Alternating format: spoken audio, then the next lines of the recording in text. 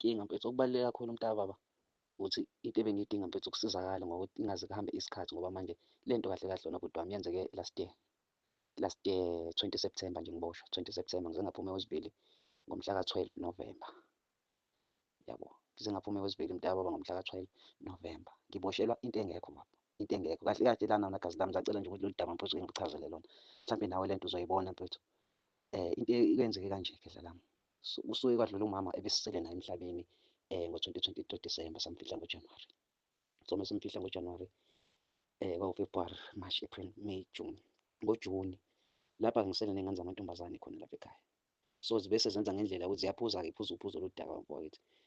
So uma ngibakhuza kahle kahle lo mdala uyena okufanele ngabe ingane ibukela kuyena. Uma ngimkhuza athi ayena akazozwa ngama ngisiye ubaba wakhe. Ayi ngibona ukuthi ngoba-ke asizwani ngokwenkulumo nangokwenza izinto abazenzayo and baningi abantu besifazane. Ayi ngivele ngisuke la kuleli khaya liseNewland ngiye eMbumbulu. Uma ngifika mfethu eMbumbulu ngifike ngivule umuzi wasekhaya akukho muntu nakhona ngihlale baba ngihlale. Ngisuke eNewlands mhlampe kuphela 2 weeks. Kanti bangiplanela ukuplana usisi wami lo ukubhala incwadi njengoba kusanda kushona umama wayenze yena wayi-beneficiary. So ayike akungabi nankinga-ke lokho. Ubhala incwadi kummeli yokuthi-ke mina akangidingi emagcekeni asekhaya. Wonke amakhaya ethu mathathu baba esishiywe nabo abazali. Ebesethi yena akangidingi kula makhaya womathathu. Athumele ummeli nale ncwadi kumina ekhaya eMbumbulu. Uma efika ummeli nale ncwadi bafa eMbumbulu kumina, afike athi nje angifikile athi Jude athi mfethu usayina la. Ngithi mina yini lo othi angisayine bhuti wami? Yabo nje ufika nje udiniwe. Athi hey baba sayina la. Ngithi mina angikwazi ukusayina into engingayazi. Athi ndoda awudingakali la okhona, awudingakali eNewland, awudingakali futhi kuleli elinye ikhaya lakini. Ngithi mina kuqhamukaphi manje lokho? Abesethi yena usisi wakho obhale le ncwadi.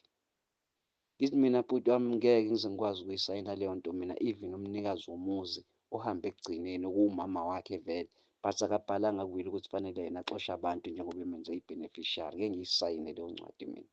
Athi lo mjida hhayi kulungile-ke uzobona-ke ngoba-ke uyagoloza sokuthathela iy'nyathelo. Kuzofika amaphoyisa la ezokukhipha. Hhayi ngithi mina mntakababa wozani nabo abantu bomthetho ngoba abantu bomthetho mhlampe bazochazeleka kangcono. Hhayi kungabi nankinga. Suka ahamba awashiye la maphepha.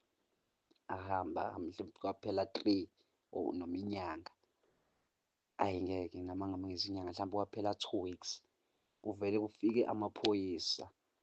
Uma kufika amaphoyisa ngiy'tshela ukuthi-ke mina I know futhi angagqokile ngisho ama-uniform. Afike nje afike rawundi umuzi awu-4 ekuseni amaphoyisa aseNewland. Ungitshele eMbumbulu akwaZelaphi.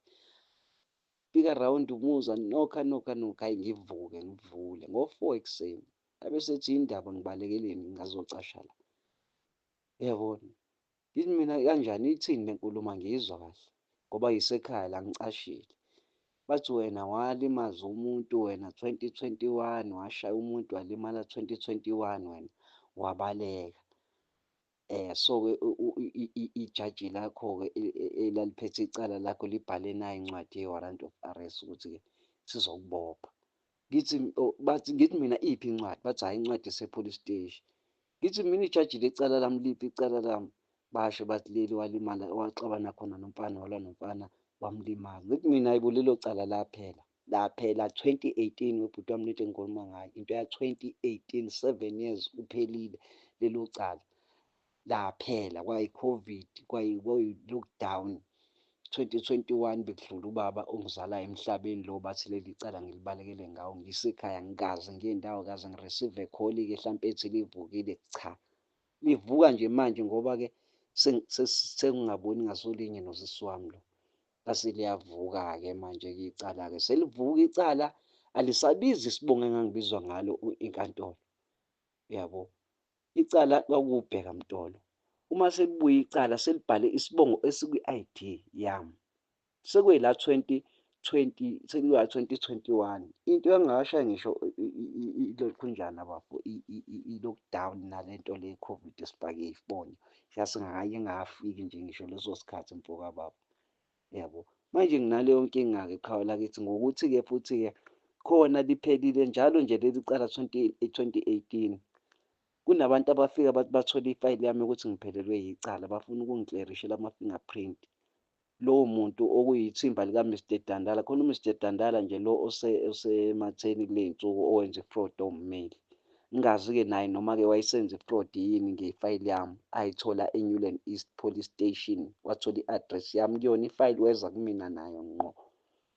Uyabo, labo bantu bagcine bathi bafike kumina ekhaya bathi bathola ifayili yami bafuna ukungiklerishela ama-fingerprint indlela abasebenza ngayo.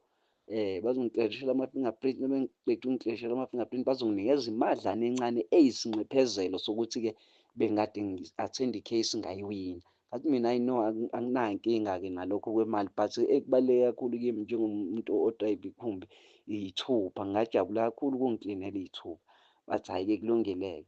2022 bafo leyo mali yangena kwi-akhawunti yami iqhamuka kulabo bantu labantu babethe bathole ifayili yami.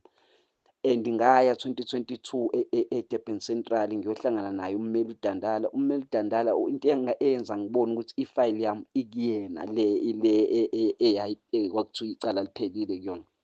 Ngathi sengifika khona wafike wangibuza ukuthi ngiboshwe iy'nsuku ey'ngaki ngoba-ke ngisaboshwa 2018 ngaboshwa u-1 day, kwakuwusuku olulodwa futhi-ke nakhona bhuti wami angilalanga ngisho ey'tokisini ngoba ngaziyisa mina. Afika amaphoyisa angangithola ngaziyisa mina, ngifonela ngayisa mina ngakusasa. Asithi ngithembekile ngeke akwazi ukungifaka ey'tokisini, angiginqise iy'thupha, anginikeze iphepha lama-rights ngase ngagoduka. Anginikeze i-date yokulokhunjani yoku-attend i-court, ngayi-attend-a lapho i-court kwaze kube icala inkosi yenkantolo umama ujaji Sijekula uyaliqeda ngoba umuntu lo ayengibophile wayengasa-attend-i. Manje iyangixaka-ke mayisibuya-ke isibuya isikanje mntakababa. Yingakho bengithi nje le ndaba bengicela mfethu kumuntu ongangisiza ukuthi-ke kutholakale leya fayili elapha ku-Mr Dandala ngoba-ke yonke into ngicathi inayo yonke into eshoyo ukuthi icala kugcinephi ngecala. Njengoba sengibuya ku-3 months yonke-ke manje sengiwumuntu olibalekele after usisi wami ehlulekile ukungikhipha ngale ncwadi ekhaya. Into enjalo nje bhuti wami le, into enjalo mfethu iyadida ingwegwegwebu mfowababa, angifuni ukuqamba amanga, ngihlukumezeke kakhulu mfethu ngoba manje gcine sengiboshwa nje ngingazi ukuthi ngiboshelwani ngoba phela ngazi icala laphela mina. And icala-ke uma libuya mengicabanga ngoba noma ngingazi kuye kube nendlela ekwenziwa ngayo, kufonwe okay kube namarekhodi. Abantu abathi ngiphelelwe yicala bathi mase kufika e-court sekucelwa amarekhodi awasaphumi futhi ngoba-ke abantu basekhaya bangizamela ummeli-ke okhokhelwayo. Awasaphumi amarekhodi ukuthi ngangithi mina ngifonelwa ngangithini, bathi bona ngangithi ngise-Bergville, ngazi bani e-Bergville mfethu, ngaziwa muntu e-Bergville. Uyayibo leyo nto. Manje nje bafo ilokho bengicela ngabo usizo lakithi, ilokho nje mntakababa. Koda-ke ngoba uyasho mfethu ukuthi i-team mayiseDurban eThekwini uzongixhumanisa, ngiyacela kakhulu xhego lakithi, ngiyacela mdaba.